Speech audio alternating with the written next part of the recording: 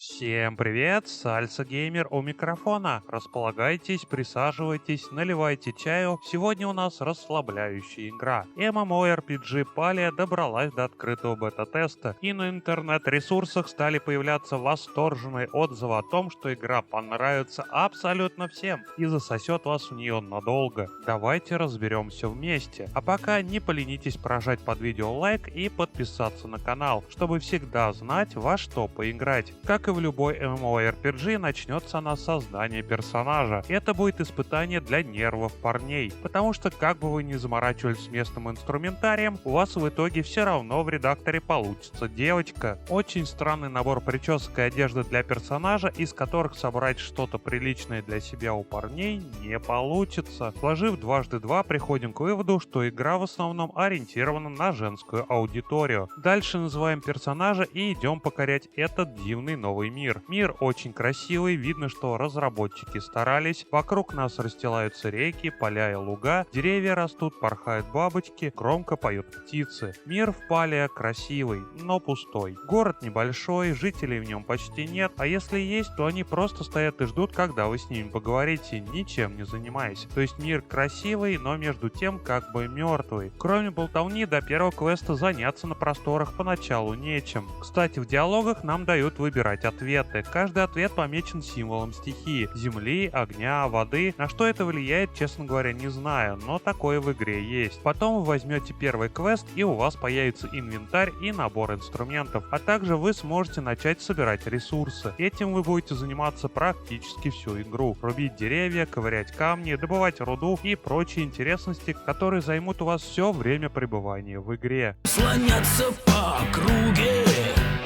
руки в брюки, свивай мускулатуру физкультурой. Ты агрегат, Дуся агрегат. Ты агрегат, Дуся на 100 киловатт. Потому что ничем другим в ней практически заниматься нельзя. Мастерство вашего персонажа будет расти, чем чаще вы занимаетесь ремеслом. Рубите деревья, будет качаться рубка деревьев, а через пару левелов сможете скрафтить новый топор и рубить большие деревья. Часто готовите, ваше мастерство будет расти, и готовить вы сможете больше блюд. С 10-го левела профессии вам будут давать еженедельные задания в стиле: любишь рубить деревья, так наруби их штук 30. За выполненные задания вам будут выдаваться внутриигровая валюта и новые рецепты. Первый серьезный рецепт вы получите на постройку дома. Как только вы его построите, можно заняться обустройством его изнутри. Мебель вы будете изготавливать своими руками и обставлять свое жилище на свое усмотрение. Батя-то у вас руки-то золотые, о! Вещи все очень красивые, с эстетической точки зрения радуют глаз, так что обставлять ими дом приятно. Правда, все это будет только радовать глаз и греть душу от осознания проделанной работы. Взаимодействовать с предметами в доме нельзя, так что поваляться на диванчике, выпить чаю, сидя на сделанном своими руками стульчике, в игре нельзя. Можно только пригласить других игроков, чтобы они оценили интерьер, или сделать скрин и выложить в русскоязычное сообщество. Кстати, если планируете играть, обязательно вступайте в сообщество в ВК. Там же можно найти русификатор и инструкцию, как его установить.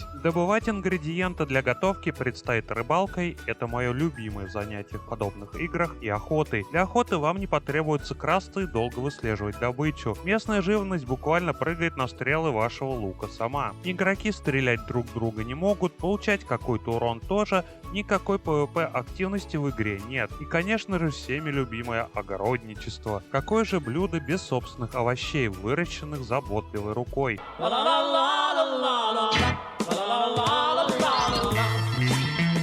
Без огорода ни одна подобная игра не обходится. Пустить заработанные деньги на редкие семена – это мое здесь любимое занятие. Изначально Palia продвигалась как очень социальная игра, и у нескольких NPC, далеко не у всех, есть свои хобби и заскриптованные занятия, которыми они будут в одни и те же игровые часы заниматься каждый день. Всего персонажей 9, и подробнее с их биографиями вы можете ознакомиться на сайте игры. Они всегда готовы поделиться с вами своими впечатлениями, переживаниями и фактами из своей биографии. Видимо, с релиза Animal Crossing в подобном жанре ничего не поменялось. Жители периодически будут просить вас о чем-то, что будет отображаться как квесты. Выполненные квесты будут повышать вашу карму и сближать сближать с персонажем. Да, почти всех NPC в игре можно заромансить, даже робота. Итом подкатов стала вот эта скромная девушка Тиша. Посмотреть, что у нее под юбкой, выстроилась целая очередь из игроков. Но беда в том, что игра без возрастных ограничений, и ваши старания приводят лишь к изменению циферок в диалогах. Диалоговая система позволяет вам как дружелюбно разговаривать с персонажами, так им и хамить.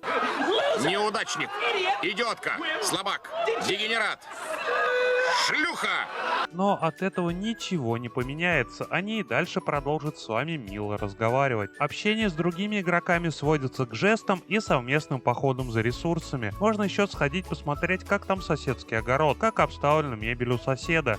Ну а на этом все взаимодействие закончится. Собраться за рюмкой чая, поесть испеченных вкусняшек и поболтать в голосовом чате нельзя, потому что персонажи не садятся за стол. И совместная пати выглядит вот так. Даже морковку с чужого огорода взять нельзя. Получается, вы с друзьями вроде как в одном мире, но в то же время в вакууме. Не помогать, не мешать друг другу не можете. То есть то, на чем делали особый акцент разрабы в анонсе игры, в ней нет. Зато уже есть донатный магазин, в котором за элитный наряд, опять же женские, вы сможете отдать от 3,5 до 5000 рублей. По итогу игра ориентирована в первую очередь на прекрасную половину человечества, играющую в Sims, Animal Crossing, Stardew Valley и другие социальные песочницы. Но пока как раз социальная составляющая в игре находится в зачаточном состоянии, и пару NPC с проработанными историями не исправляют это упущение разработчиков. Практически отсутствие взаимодействия с миром превращает игру в добычу ресурсов ради ресурсов.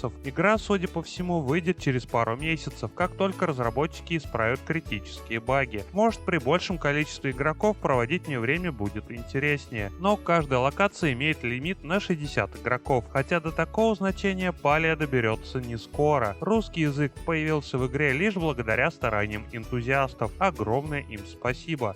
Игра доступна для запуска с сайта игры, ссылка в описании, и планирует скоро выйти в релиз и всем показать на Nintendo Switch. Если видео понравилось, прожимайте лайк под ним, подписывайтесь и бейте в колокол, чтобы не пропускать новые видео. Обязательно расскажите мне, что думаете об игре. Отблагодарить автора и пообщаться можно по ссылкам в описании. Пока-пока и не бомби по пустякам.